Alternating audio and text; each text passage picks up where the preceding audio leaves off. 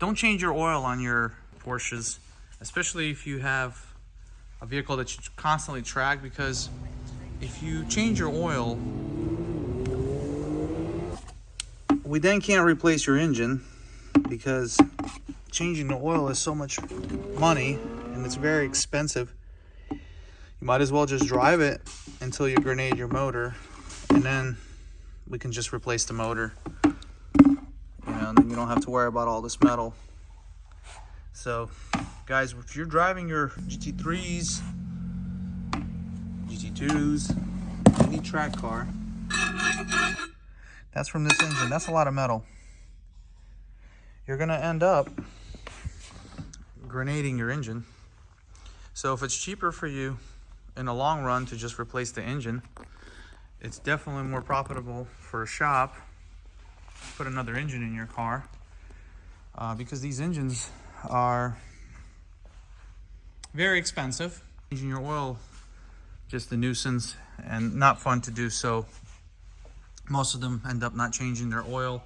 I see these cars run at the track not changing their oil because their dealer or whoever takes care of their vehicle told them not to, or the internet or AI, they asked AI if they should change the oil. Sometimes they call Blackstone and send oil analysis to Blackstone, and Blackstone will say, oh, well, you can go another 8,000 miles on your oil. Well, the oil I just showed you, it's only got 3,000 miles on it. And when you neglect your maintenance, you end up here, because every single lubricating component, like these cam lobes, as you can see that wear, this is an example of not changing your oil. And this is actually not that bad. The other side of the engine is off. This is a Metzger engine, and I'm just giving you guys examples that it's much cheaper to change your oil every track event than to have your engine disassembled and rebuilt, because this engine right here, as a crate motor from Porsche, is over 100 grand. So an oil change is between 380 to 500 bucks, depending on where you get it. And yes, it's annoying to do it, but it's more annoying when you have to fix your engine because you failed to properly maintain your car. So we're happy to change your engine and rebuild it because it's way more profitable, but I don't think it's going to be very cost effective for your wallet. I got guys with GT3 RSs that are tracking their vehicles, and they're basically driving them 2 to 3, 4 track events on 040 oil, which they should be running a thicker oil to begin with. And we run Osmo tool.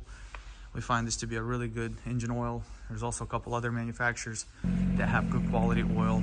Some guys run Valvoline performance oil. So those engine oils will prevent you from wearing out your engines quickly.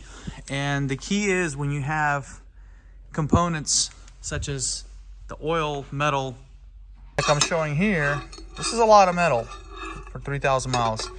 And if you're okay with not changing it, and because the internet tells you so and the forums tell you that you don't want to change it, that's fine. I mean, it doesn't matter to us, because it's more expensive later for you guys. So we're just trying to save you guys the headache. We don't make money in these oil changes. We actually don't even like performing oil changes. They're not profitable for us, but we're here to service them. That way you guys don't have problems at the track and don't blow your engines. Now, if you're not going to keep your car, you should still change the oil. That way you have a nice interval. But our recommendation is every track event, change your oil, or then you end up with all this metal, and then you have to pretty much send it out to the lab. Now we're going to send it out to the lab, and we're going to see what kind of parts per million levels we have in this oil.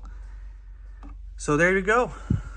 If we don't change it, that's what's going to happen, and then you're going to have just wear. So a lot of components rely on this oil. We have our solenoids, we have our vario timing components that vary the timing, they advance it. Everything, chains, cams, everything is lubricated internally. So imagine this, the filter will bypass everything after 20 microns. That means you have microscopical metal that's going to be on your lobes, feeding the lubrication everywhere in these areas on your lifters. All your lubrication is going to be micro metal, kind of like liquid sandpaper, and slowly it's going to wear down these components prematurely, kind of like you see these wear marks. You know, these are some pretty good sized wear marks on this engine. This is just a good example of what you can expect. Now, this engine only had 5,000 miles on it, so this engine was abused and just raced. That's why I have this as an example. This is not something that normal driving will do. Of course, if you don't change your oil. Now, another thing is yearly, just change it every year or as soon as possible. 5,000 intervals for regular driving, and every track event for track cars. I mean, that's just simple process. The solenoids, everything else gets contaminated, your rod bearings, and everything's just going to start to wear out fast and prematurely. So keep an eye on your oil changes. Use high quality 100% synthetic oil, and then you won't have wear like this or the metal in the oil like I showed at only 3,000 miles. So all right, guys, hope this video helps. For some of you that have questions about oil changes, whether you should do them or not, I definitely recommend doing them earlier. That way you don't end up fixing your engine. But if you don't want to do it, that's fine. We could always fix your engine. So either one works for us. So thank you for watching, and like and subscribe. We hope this video is helpful, and we'll see you next time.